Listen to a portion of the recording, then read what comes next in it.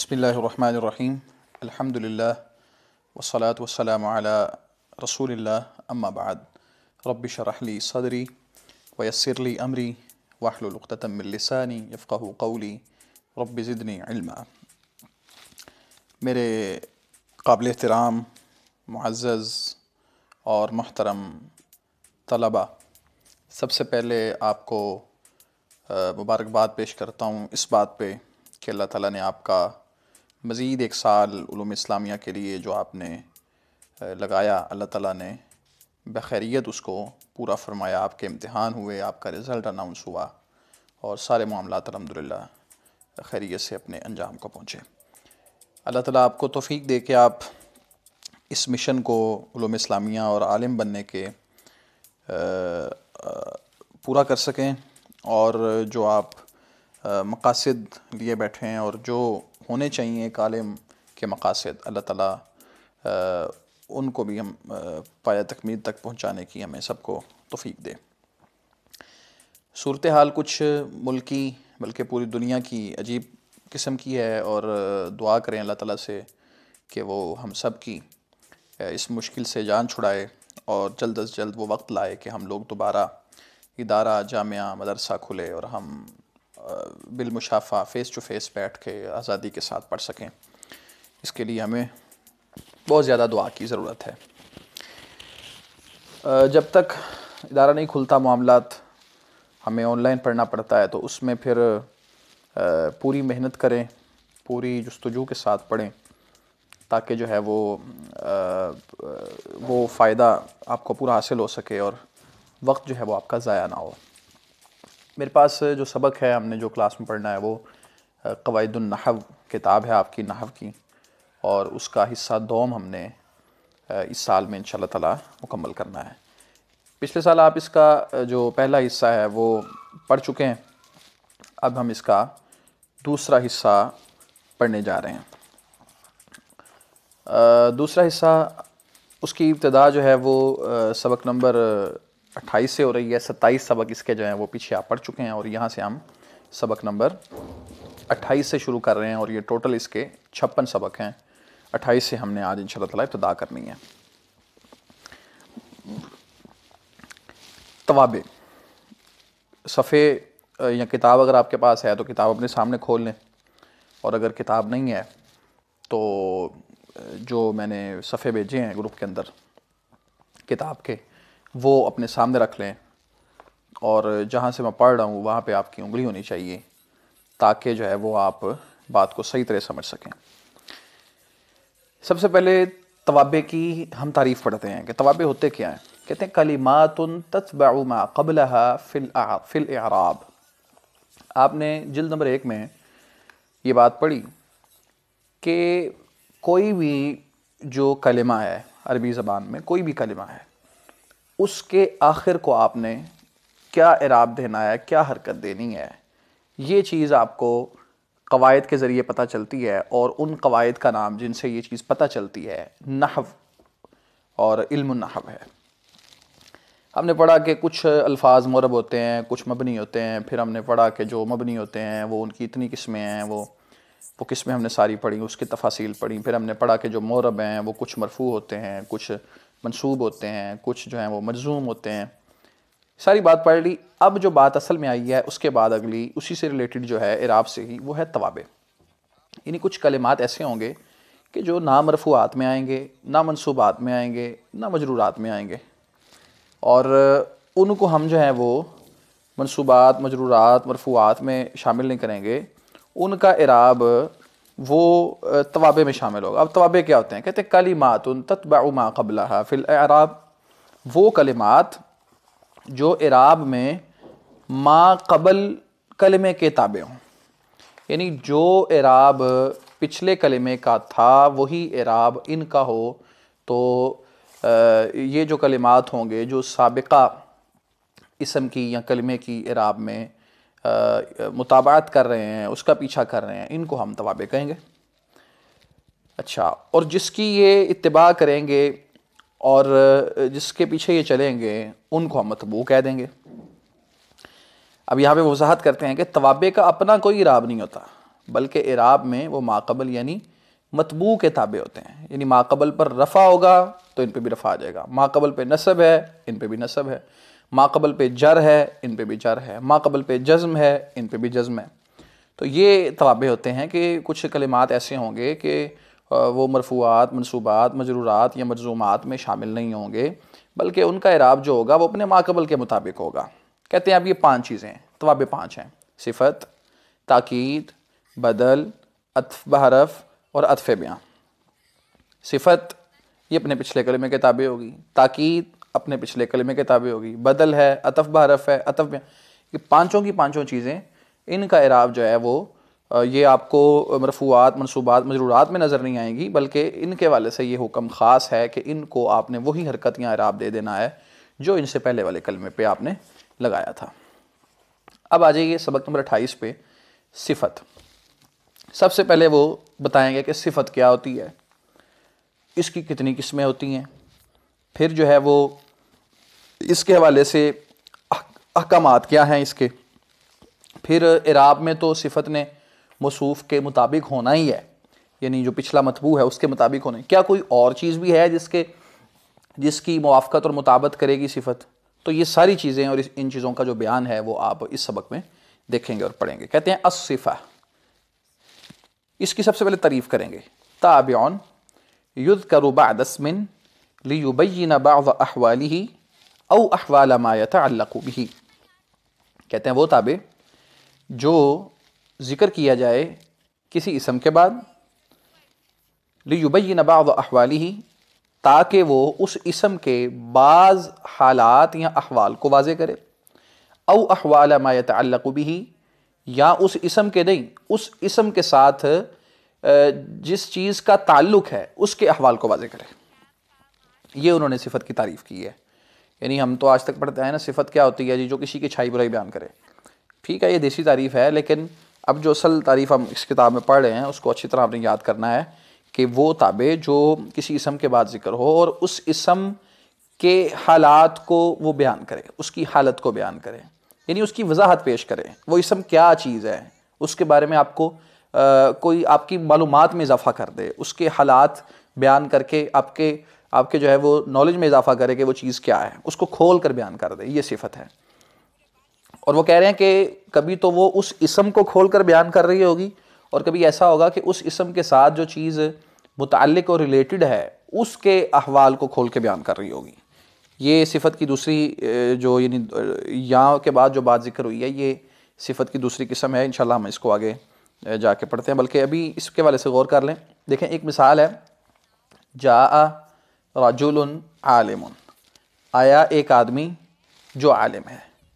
اب یہاں پہ جو عالم ہے یہ صفت ہے. کیوں؟ اس نے اسم کے بعد آئی ہے، یہ رجل کے بعد آئی. نمبر 2، رجل کن احوال میں ہے اس کی وضاحت اس نے کر دی عالم نے آ کے. آیا آدمی جو عالم ہے.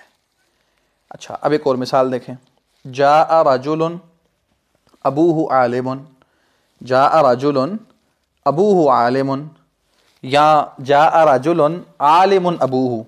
یہ مثال یہاں فٹ آئے گی، جاء رجل عالم ابوہ.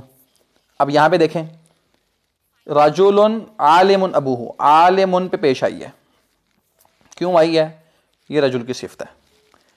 اچھا اب یہ جو صفت ہے عالم، یہ رجل کی تو ہے، لیکن یہ حالت رجل کی بیان نہیں کر رہی، بلکہ کس کی بیان کر رہی ہے؟ رجل کے ساتھ ایک چیز متعلقہ ہے، وہ کیا ہے؟ ابوہ.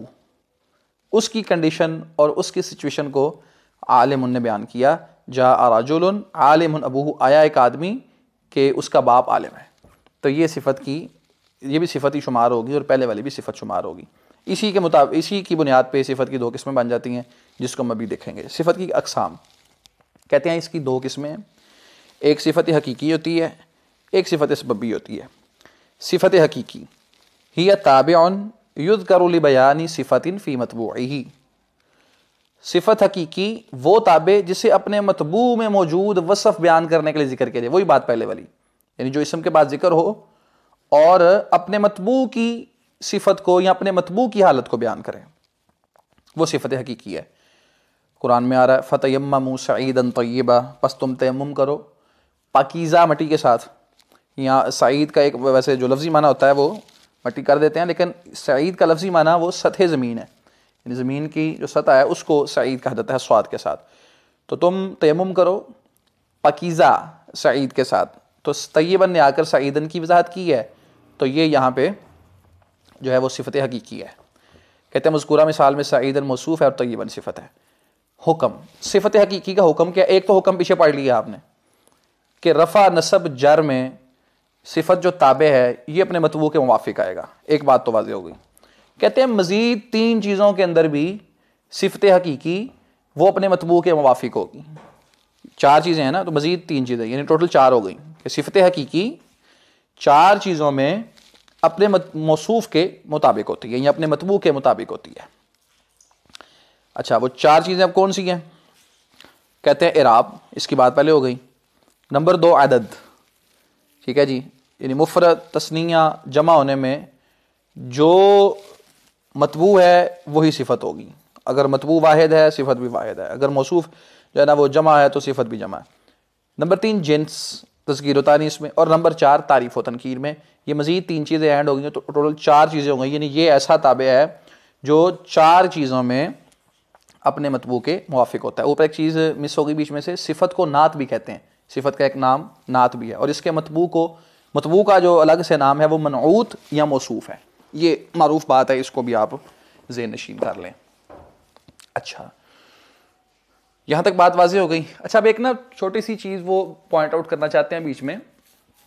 قرآن مجید میں بھی آ رہی ہیں مثالیں، اور ویسے بھی آپ جب عربی ادب پڑھیں گے تو یہ چیز آپ کو درپیش ہوگی کہ کئی جگہ ایسی ہیں وہاں پہ مفرد تثنیہ جمع یعنی عدد کے اندر صفت اپنے موصوف کے موافق نہیں ہے. مثلا آپ دیکھیں قرآن مجید میں آ رہا ہے فیہا سرر مرفوعہ، کہ اس میں بلند و بالا اونچے اونچے تخت ہیں. اب سرر یہ جمع ہے اور مرفوعاتن یہ واحد ہے، ٹھیک ہے جی، تو یہ موافقت نہیں ہے. اچھا، اگلی آیت دیکھ لیں، وہ اکواب موضوعات. اب یہاں پر بھی ایسا ہی ہے. تو یہ کیا اصل چکر کیا ہے؟ اب اس حوالے سے وہ تھوڑی سی وضاحت کرتے ہیں کہ جو ہوتی ہے نا جمع مکسر اور ہو بھی غیر عاقل، 2 باتیں، غیر عاقل ہو اور جمع مکسر ہو، اس کی جو صفت ہوگی وہ واحد مؤنث بھی آ سکتی ہے. یہ بات ذہن میں رکھ لیں. یعنی سرور مرفوعات درست، سرور جو ہے نا وہ مرفوعون یہ درست ہے، واکواب موضوعون. لیکن کہتے ہیں کہ اگر ہم اس کی صفت واحد مؤنث بھی لے آئیں تو یہ بھی درست ہوگی. یعنی ایک چیز تھوڑی سی اصلاح کر لیں، فیہا سرور مرفوعات، جمع مؤنث لائیں وہ بھی ٹھیک، اور اکواب موضوعات لائیں یہ بھی ٹھیک. یعنی جمع مؤنث لے آئیں اور یا پھر واحد مؤنث لے آئیں، دونوں طرح اس کی جو صفت ہے وہ استعمال ہو سکتی ہے. کس کی؟ جو غیر عاقل ہو اور جمع مکسر ہو. غیر عاقل کی جمع مکسر یوں آپ کر سکتے ہیں. چونکہ ہوتی یہ مؤنث کے حکم میں ہی ہے، اس لیے اس کو جو ہے نا وہ مذکر استعمال نہیں کریں گے، آئے گی مؤنث ہی. لیکن واحد تثنیہ جمع ہونے میں یہ جو صفت ہے غیر عاقل کی جو جمع مکسر جو اس کی جو صفت ہے یہ صفت واحد کے طور پہ آئے گی تو مؤنث ہی لیکن واحد استعمال ہوگی. یہ بات تھوڑی سی واضح کر لیں، اپنے ذہن نشین بٹھا لیں. ہاں جمع مؤنث لے آئیں وہ بھی ٹھیک ہے. اچھا، دوسری چیز کیا ہے؟ ملحق بھی جمع مذکر سالم. ایک ہوتی ہے جمع مذکر سالم، مثال کے طور پہ ایک لفظ ہے آپ کے پاس، جیسے ایک لفظ ہے مسلمون. اب آپ نے جو ہے نا وہ اس کی جمع بنائی مسلمون، ٹھیک ہے جی، تو یہ جمع مذکر سالم ہے. اچھا، کچھ الفاظ ایسے ہیں کہ وہ جمع مذکر سالم کی جو تعریف ہے نا وہ ان پہ فٹ نہیں آتی. جمع مذکر سالم کی تعریف اور اس کی کچھ شرطیں ہیں. یہ پہلی جلد میں آپ نے جمع مذکر سالم کی تعریف تو پڑھی ہے اور اس کے اوزان بھی پڑھے اور ساری باتیں وہاں ذکر ہوئی ہیں، لیکن اس کی شرطیں ذکر نہیں ہوئی. شرطیں جو ہے نا وہ اس کی تھوڑی سی تفصیل طلب ہیں. میں یہاں تھوڑی سی بات کر دیتا ہوں. جمع مذکر سالم کے لیے شرط ہے کہ جس لفظ کی آپ نے جمع مذکر سالم بنانی ہے نا وہ علم ہو، اور نمبر 2 وہ مذکر عاقل کا علم ہو، یعنی مذکر عاقل کا جو علم ہوگا لفظ اسی کی جمع مذکر سالم آ سکتی ہے، اور تائے تانیث سے وہ خالی ہو۔ مثال کے طور پہ ایک لفظ آپ کے سامنے رجل، اگر ہم کہیں جی اس کی جمع مذکر سالم بناؤ تو کیا اس کی جمع مذکر سالم رجلون آ سکتی ہے؟ بالکل نہیں آ سکتی۔ کیوں؟ بھئی یہ علم نہیں ہے، ٹھیک ہے نا جی، جمع مذکر سالم بنانے کے لیے علم ہونے کی شرط ہے۔ اچھا اگر علم نہ ہو تو پھر مذکر عاقل کی وہ صفت ہو، یعنی دونوں میں سے جب مذکر سالم بننے کے لیے 2 صورتیں ہیں، ایک یہ ہے کہ مذکر عاقل کا علم ہو یا پھر مذکر عاقل کی صفت ہو۔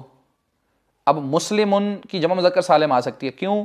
یہ مذکر عاقل کی صفت ہے، علم تو نہیں لیکن صفت ہے۔ اچھا لیکن جو رجل ہے یہ مذکر عاقل کی نہ صفت ہے اور نہ ہی جو ہے وہ اس کا علم ہے۔ رجل کوئی صفت وصفی معنی نہیں ہے، بلکہ رجل تو اسم جامد ہے، ٹھیک ہے نا جی، اس میں یہ وصفی معنی نہیں ہے، یہ بطور وصف استعمال نہیں ہوتا۔ اچھا تو جو لفظ جمع مذکر سالم بنے گا وہ وہی ہوگا جو مذکر عاقل کا علم ہوگا یا مذکر عاقل کی جو ہے وہ صفت ہوگی۔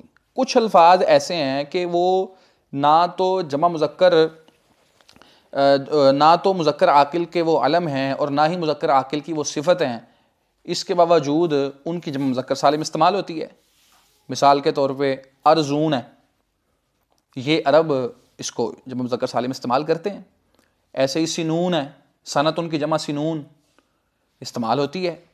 اسی طرح آپ دیکھتے ہیں جو ہے نا وہ عشرون دیکھ لیں آپ، سلاسون دیکھ لیں آپ، اربعون دیکھ لیں، عشرون سے لے کر وہ جو جتنی دہائیاں چل رہی ہیں تسعون تک ساری کی ساری استعمال ہوتی ہیں۔ اب ان میں جمع مذکر سالم کی جو شرطیں وہ نہیں پائی جا رہی، ٹھیک ہے نا جی۔ اولو لفظ ہے، اس کو جمع مذکر سالم استعمال کیا گیا، پیچھے آپ پڑھ کے آئے ہیں اس کتاب حساب اول کے اندر، وہاں پہ اس کو دوبارہ دیکھ لیں آپ، تو کیا یہ اس میں شرط پوری ہو رہی ہے؟ اس میں بھی شرط پوری نہیں ہو رہی۔ تو ان الفاظ کو اس کے باوجود جو ہے شرط پوری نہ ہونے کے باوجود بھی جمع مذکر سالم کے ساتھ ملایا گیا ہے، سما کو سامنے رکھتے ہوئے اور اہل عرب کے استعمال کو سامنے رکھتے ہوئے، تو ان کا نام ہم رکھ دیتے ہیں ملحق بجمع مذکر سالم۔ تو کہتے ہیں اگر کوئی لفظ ملحق بجمع مذکر سالم میں سے ہو تو اس کی جو صفت ہے وہ بھی جو ہے وہ جمع مؤنث آنے کی بجائے واحد مؤنث آ سکتی ہے، اور اس کی مثال دیتے ہیں کہ الارضون الواسعات آنا چاہیے تھا، لیکن ہم الارضون الواسعہ بھی استعمال کر سکتے ہیں، الارضون الواسعہ بھی پڑھ سکتے ہیں۔ تو یہ یہاں تک کہ انہوں نے صفت حقیقی کی وضاحت آپ کے سامنے پوری رکھ دی کہ وہ کیا ہوتی ہے اور کن کن چیزوں میں اس نے اپنے مطبوع اور موصوف کے موافق اور مطابق آنا ہے۔ اس کے بعد اگلی بات صفت سببی کے والے سے وہ کرتے ہیں، کہتے ہیں صفت سببی ہی یا تابعن یذکر لبیان صفت فی شیء مرتبط بالمنعوت۔ صفت سببی ہی یا تابعن وہ تابع ہے، یذکر لبیان صفت فی شیء جسے اس چیز کا وصف بیان کرنے کے لیے ذکر کیا جائے، مرتبط بالمنعوت جس کا ذکر جو ہے جس کا موصوف کے ساتھ تعلق ہے، فی شیء مرتبط ایسی چیز کی صفت کے لیے جس کو صفت کے بیان کے لیے جس کو ذکر کیا جائے جو جڑی ہوئی ہے منعوت کے ساتھ، یعنی منعوت موصوف کے ساتھ جس چیز کا تعلق ہے۔ اچھا اس چیز کا وصف بیان کرنے کے لیے جس چیز کو ذکر کیا جاتا ہے جس تابع کو، اس کو جو ہے وہ ہم صفت سببی قرار دیں گے۔ وہ مثال دیتے ہیں قرآن سے، ربنا اخرجنا من هذه القرية، اے ہمارے رب ہمیں نکال اس بستی سے۔ اب یہاں پہ آپ دیکھیں القریہ، القریہ کیا چیز ہے؟ بستی اس کا معنی ہے۔ اچھا اب یہ ایک اسم ہے، اس کے بعد الظالم ذکر ہوا، الظالمی، سوال یہ پیدا ہوتا ہے کہ الظالمی کو زیر کس نے دی؟ تو جواب ظاہر ہے اس کا یہی ہوگا کہ القریہ جو ہے نا وہ موصوف ہے اور الظالم صفت ہے۔ لیکن کیا الظالم القریہ کی وضاحت کر رہی ہے؟ ہمیں نکال ایسی بستی سے جو بستی ظالم ہے؟ نہیں، بلکہ الظالمی اہلھا، ہمیں نکال ایسی بستی سے جس کے رہنے والے جو ہیں وہ ظالم ہیں۔ تو یہاں پہ الظالم صفت ہے، لیکن صفت کس کی ہے؟ اہلوہا، اہلوہا کی وضاحت بیان کر رہی ہے۔ القریہ کے ساتھ اہل کا تعلق ہے، یہ اس کی وضاحت کے لیے آئی ہے، لیکن ترکیب کرتے ہوئے ہم اس کو صفت القریہ کی ہی قرار دیں گے۔ یعنی نحوی اعتبار سے جب ہم گرامر کے اعتبار سے ترکیب کریں گے تو ہم ترکیب ایسے کریں گے، القریہ جو ہے یہ موصوف ہے، الظالم جو ہے یہ صیغہ اسم فاعل ہے، اہلوہا مضاف مضاف الیہ مل کر الظالم کا فاعل ہے، اور الظالم صیغہ اسم فاعل اپنے فاعل سے مل کر القریہ موصوف کی صفت بن جائے گی، اور القریہ موصوف اپنی صفت سے مل کر ہذہ کا مشار الیہ بنے گا، اور ہذہ اشارہ اسم اشارہ جو ہے اپنے مشار الیہ سے مل کر من جار کا مجرور ہو جائے گا، اور جار مجرور مل کر اخرج کے متعلق ہو جائیں گے۔ اخرج فعل اپنے فاعل، اپنے مفعول اور جو ہے وہ اپنے جو متعلق سے مل کر آگے جو ہے وہ جملہ جو بننا ہوگا وہ بن جائے گا۔ لیکن یہاں پہ یہ بات آپ سمجھ لیں کہ الظالم جو ہے یہ صفت ہے، اور اپنے تابع کے ساتھ جو چیز متعلق تھی اس کی وضاحت کرنے کے لیے یہ ذکر ہوئی ہے۔ تو یہ کہہ رہے ہیں اس میں القریہ موصوف اور الظالم صفت سببی ہے، کیونکہ یہ اہلوہا کا وصف بیان کر رہا ہے جس کا موصوف القریہ کے ساتھ تعلق ہے۔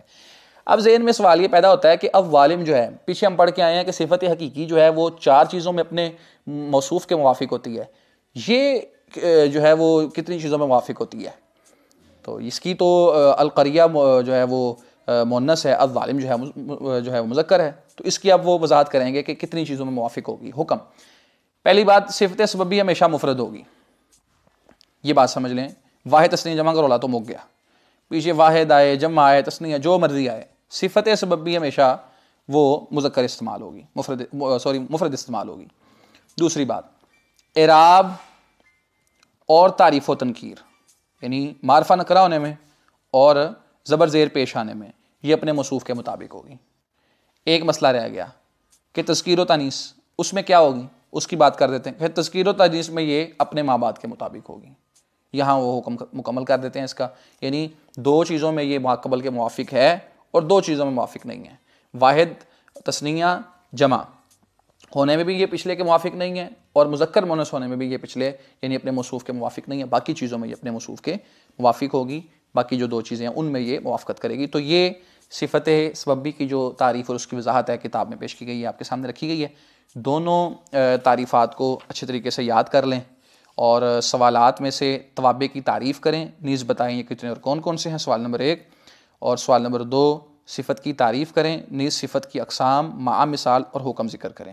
یہ 2 سوالات ہیں، آپ کے کرنے کا کام ہے، اور یہ کام جو ہے وہ اپنی کاپیوں پہ نوٹ کر کے سب بھائی الگ الگ اپنا اپنا کام یہ اپنے اپنے صفحات آج کی ڈیٹ لگا کے، آج 2 اپریل ہے 2020 اور دن جمعرات ہے، یہ اپنا اپنا کام سارے واٹس ایپ کریں گے۔